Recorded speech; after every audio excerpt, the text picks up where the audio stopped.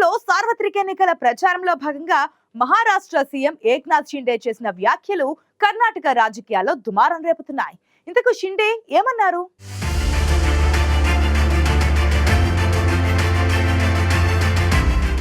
సార్వత్రిక ఎన్నికల తర్వాత కర్ణాటకలో సిద్ధరామయ్య ప్రభుత్వం పడిపోనుందా? ఏ నమ్మకంతో ఏక్నాథ్ షిండే ఈ తరహా వ్యాఖ్యలు చేశారు? ఇప్పుడు ఇదే అంశం కర్ణాటక రాజకీయాల్లో హాట్ టాపిక్ గా మారిందా?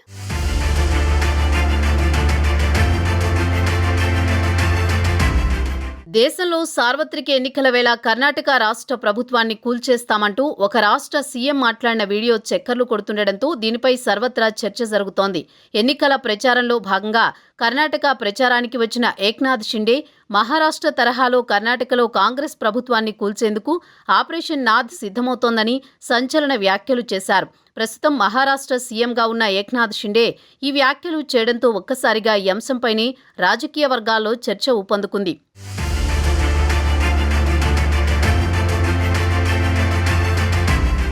మహారాష్ట్రలో నాటకీయ పరిణామాల తర్వాత పలు రాష్ట్రాల్లోని రాజకీయ పార్టీలు షిండే విషయంపై చర్చ జరిగింది. ఎన్సీపీని చీల్చిన ఏక్నాథ్ షిండే బీజేపీతో జట్టు కట్టి సీఎం అయ్యారు. దీంతో కొన్ని రోజుల పాటు ఎన్సీపీ చీలిక అంశంపై వివాదం కొనసాగింది. అయితే కర్ణాటకలో కాంగ్రెస్ ప్రభుత్వం ఏర్పాటైనప్పటి నుంచి సిద్ధరామయ్య ప్రభుత్వాన్ని పడగొడతామంటూ బీజేపీ పలుమార్లు చెప్పుకొచ్చింది. కానీ సిద్ధరామయ్య ప్రభుత్వానికి సరైన సంఖ్యాబలం ఉండడంతో పాటు సిద్ధరామయ్య, డీకే శివకుమార్ల వ్యూహాలతో అక్కడి ప్రభుత్వానికి ఎలాంటి సమస్య ఏర్పడలేదు. సార్వత్రిక ఎన్నికల్లో భాగంగా ఇటీవల కర్ణాటకలో పర్యటించిన ఏక్నాథ్ షిండే సిద్ధరామయ్య ప్రభుత్వాన్ని పడగొట్టడానికి ఆపరేషన్ నాథ్ సిద్ధమవుతోందని వ్యాఖ్యలు చేయడంతో ఈ అంశం మరోసారి చర్చల్లోకి వచ్చింది.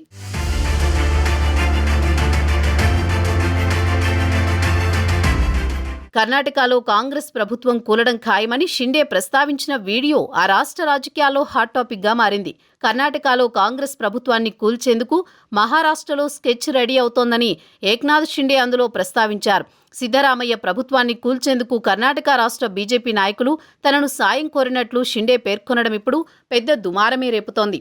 ఇటీవల కర్ణాటకలో కాంగ్రెస్ ప్రభుత్వం పడిపోతుందని మహారాష్ట్ర సీఎం ఏక్నాథ్ షిండే చేసిన కామెంట్లపై సీఎం సిద్ధరామయ్య తనదైన శైలిలో కౌంటర్ ఇచ్చారు.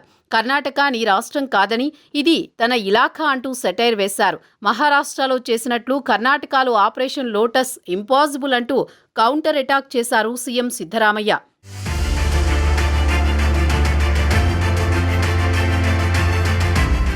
గతంలో తన ప్రభుత్వాన్ని కూల్చేందుకు బీజేపీ ప్రయత్నించి విఫలమైందని, ఈ విషయంలో వాళ్లు ఫెయిల్ అవుతూనే ఉన్నారని సెటైర్ వేశారు సిద్ధరామయ్య. కాంగ్రెస్ ఎమ్మెల్యేలు ఎవరూ కూడా అమ్ముడుపోయేందుకు సిద్ధంగా లేరని, అది కేవలం పగటికల మాత్రమేనని షిండేకు కౌంటర్ వేశారు సిద్ధరామయ్య. ఇక ఏక్నాథ్ షిండే వ్యాఖ్యలను కర్ణాటక డిప్యూటీ సీఎం డీకే శివకుమార్ కొట్టి పారేశారు.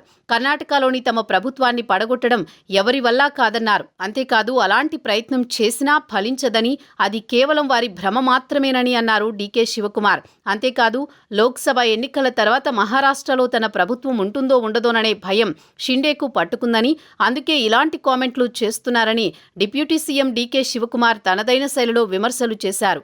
ఏక్నాథ్ షిండే వ్యాఖ్యలపై సిద్ధరామయ్య, డీకే శివకుమార్ కౌంటర్ అటాక్ చేయడంపై రాజకీయ వర్గాల్లో చర్చనీయాంశంగా మారింది.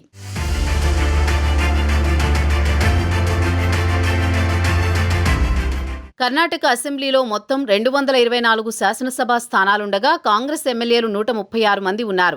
బీజేపీ ఎమ్మెల్యేలు 66 మంది, జేడీఎస్ ఎమ్మెల్యేలు 19 మంది ఉన్నారు. ప్రస్తుతం బీజేపీ, జేడీఎస్ పార్టీల పొత్తులో ఉన్నాయి. ఈ రెండు పార్టీల సభ్యులు కలిస్తే కూడా మొత్తం 85 మంది మాత్రమే ఉంటారు. అయితే కాంగ్రెస్ పార్టీ ఎమ్మెల్యేలు కొందరు బయటకు వస్తే తప్ప సిద్ధరామయ్య ప్రభుత్వం పడిపోయేందుకు ఎలాంటి అవకాశం లేదు. లోక్సభ ఎన్నికల తర్వాత కర్ణాటక ప్రభుత్వం పడిపోతుందని ఏక్నాథ్ షిండే వ్యాఖ్యల వెనుక కారణం ఏంటి? షిండే రానున్న పరిణామాలను ముందే ఊహించి వ్యాఖ్యలు చేశారా? లేక కేవలం కర్ణాటకలోని కాంగ్రెస్ ప్రభుత్వాన్ని భయపెట్టేందుకే ఈ తరహా వ్యాఖ్యలు చేశారా అన్న దానిపై రాజకీయ వర్గాల్లో చర్చ జరుగుతోంది.